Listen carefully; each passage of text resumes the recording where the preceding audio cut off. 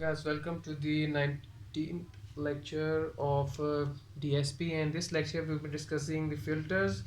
One of the other type of the digital filters used in digital signal processing, that are the IIR filters, the infinite impulse response filters.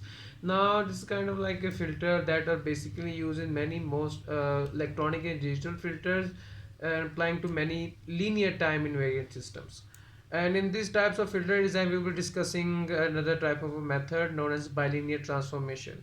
So first what we will do is that we'll be doing a comparison of the types of digital filters that we have discussed right till now, which are the IIR filter and FIR filter, the finite impulse response. Now in the IIR filters, our filter, it can be stable or unstable. It uses its previous output values, but the FI filter is always stable and there is no use of previous output values. Its difference equation is given by y of n is equal to b0 x of n plus b1 x of n minus 1 plus b2 x of n minus 2 up to b capital N x n minus capital N minus a1 capital Y n minus 1 minus till minus a capital N into capital Y n minus capital N. Its transfer function can be calculated as h of z is equal to capital Y of z divided by capital X of z is equal to b0 plus b1 z minus 1 plus b2 z minus 2 plus up to b and z minus n divided by 1 plus a1 z minus 1 plus a2 z power minus 2 plus up to a capital N z power minus n. Now the advantage of using these types of filter is that their less number of coefficients are used. Now moving forward, we will be discussing a bilinear transformation design method. So in this type of method, we will converting our uh, the transfer function of any particular filter in the complex Laplace domain into the Z domain and vice versa. We will converting our analog filter into a digital filter. Let's just say if we have four different steps, and in those steps we will be following three formulas, which will be first converting the frequency mapping, then the low pass filter, prototype filter, and the final step is bilinear transformation filter. Its steps are given digital filter specification into analog filter specification, then it goes into the analog filter transfer function, then becomes digital filter transfer function and frequency response verification. For example, if I am given, if we are given an example, but before going into the example, we will be seeing our first order low pass prototype, and this is our kindly first order low pass prototype. Its formula is HP of S is equal to 1 over S plus 1.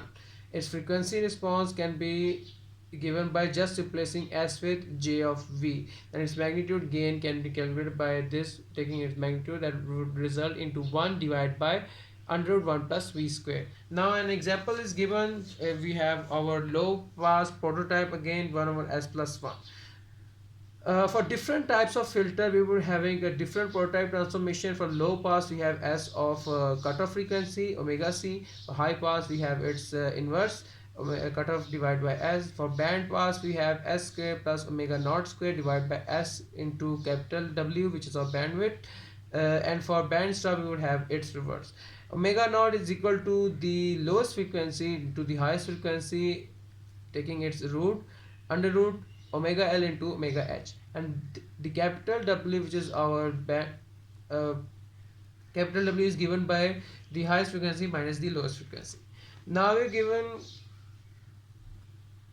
a filter. We have to find its analog filters, then plot a magnitude response from 0 to 200, and we have our cutoff frequency 40 radian per second, and we have to design it for a high pass filter.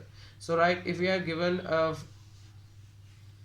low pass prototype 1 over S plus 1, and for high pass we would just replace S with its prototype function. So in the frequency response, we actually replace S with the prototype function. So for the prototype function of a high pass filter, we have the center frequency divided by S, and we already know the center frequency, the cutoff frequency. The cutoff frequency divided by S, and our cutoff frequency is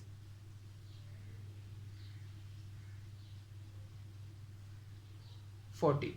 So 40 by S, and further simplifying it, we would have S of divided by 40 of S. Now for next example, let's just say this example is for a band pass filter, right? So for a band pass filter, if I were to calculate its bilinear transformation, uh, be using the formula 1 over S plus 1, I have my low pass prototype. Just put the value of the prototype transformation for the band pass in S. So in S, I will be putting S square plus omega naught square divided by S capital W plus 1.